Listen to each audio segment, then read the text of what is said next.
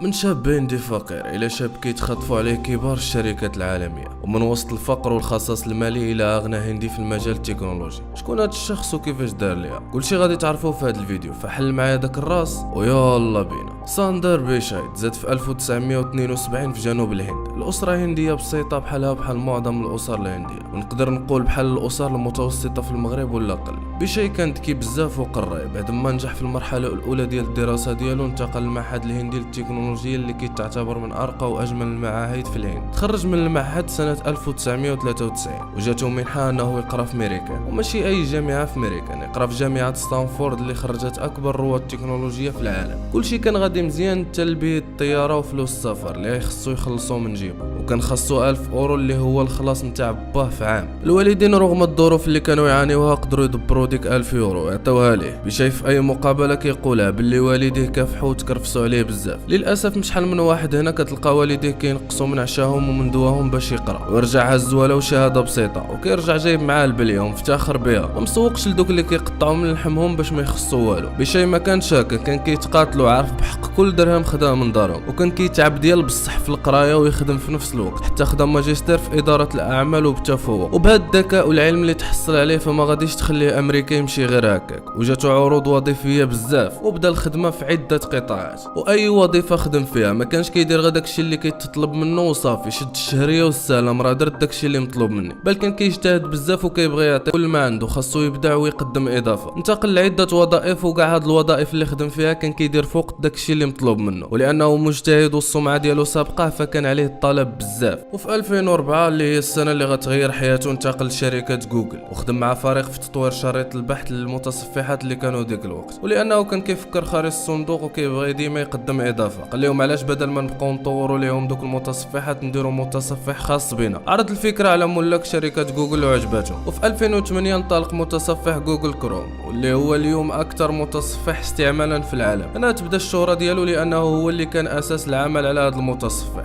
بشي كان قمه في التواضع، عزيز عليه يخدم ويعطي كل ما عنده، تقول ليه صايب لي حاجه يصايب لك جوج، وكان محبوب من كاع اللي خدامين معاه. هذا الشيء خلاه يترقى لمدير المنتجات لشركه جوجل. ومن كنقول مدير منتجات جوجل يعني هو الوجه الاعلامي اللي كيعرض منتجات كيستعملوها ملايين الناس حول العالم. في 2013 خلاوه رئيس لنظام الاندرويد، وفي 2014 ولا رئيس الانتاج كامل، وفي 2015 خلاوه هذا الهندي البسيط اللي ما كانش لاقي حتى فلوس الطياره الرئيس التنفيذي لجوجل اكبر شركات العالم، وعطاوهم اسهم من الشركه قيمتها 199 مليون دولار. واليوم هذا الشخص كتبلغ الثروه ديالو 650 مليون دولار. وجاتو عروض باش يكون رئيس تنفيذي لتويتر ورئيس تنفيذي لمايكروسوفت ورفض، وراه باقي في جوجل، وما كيتعتبرش غير رئيس تنفيذي ناجح، بل واحد من اهم رواد التقنيه والتكنولوجيا في العالم. وللتذكير انه بادئ كموظف. العبرة من هذه القصة انك باش توصل للحلم ديالك خاصك تقرا، خاصك تكافح، خاصك تقاتل، خاصك تعطي كاع داكشي اللي عندك في اي حاجة خدمتيها بغض النظر على شحال كيخلصوا. وعمر كان الفقر عائق، عمر من جيتي كان عائق، العائق الوحيد اللي كاين هو انت. نهار تبدل التفكير ديالك من هما السبب انت هو السبب، نهار ما تبقاش تضيع وقتك في ما عنديش، ما عطاونيش، ما قراونيش، ما خدمونيش لكيفاش نطور راسي، نهار ما تبقاش تسنى في باب الرضا الطلياني حتى يجي يديك وتبدا غير بداكشي اللي بين يديك. يقدر نيت ما عطاوكش، ما خدموكش، يقدر اوروبا تسهل عليك بزاف حوايج، بصح تصور يعطيوك تشوف مستقبلك وتلقى باللي عمرها توصل لديك القاره، اش غدير؟ تدفن راسك تبقى تبكي وتشكي؟ اليوم ماشي بحال البارح، والنهار اللي كيمشي عمرو يرجع، وكل نهار كيدوز من حياتك هو فرصه تتعلم فيه شي حاجه، كل نهار كيفوت كان تقدر تغلط فيه وتجنب داك الغلط الغد ليه. وما تنساش من تقرر تبدا راه ما غتوصلش دغيا، دير في بالك اعوام واعوام ديال الكفاح والفشل والاحباط، ولا جاتك ديك اعوام واعوام بزاف بس هو الناس اللي كبار في السن كيفاش داز الشباب ديالهم غيقول لك بحال البارح الايام كطير، وديك الحفره اللي ما قديتيش تطلع منها كون حليتي عينيك شويه تشوف بزاف د الناس بداو تحت منك وقدروا يوصلوا، حيت بكل بساطه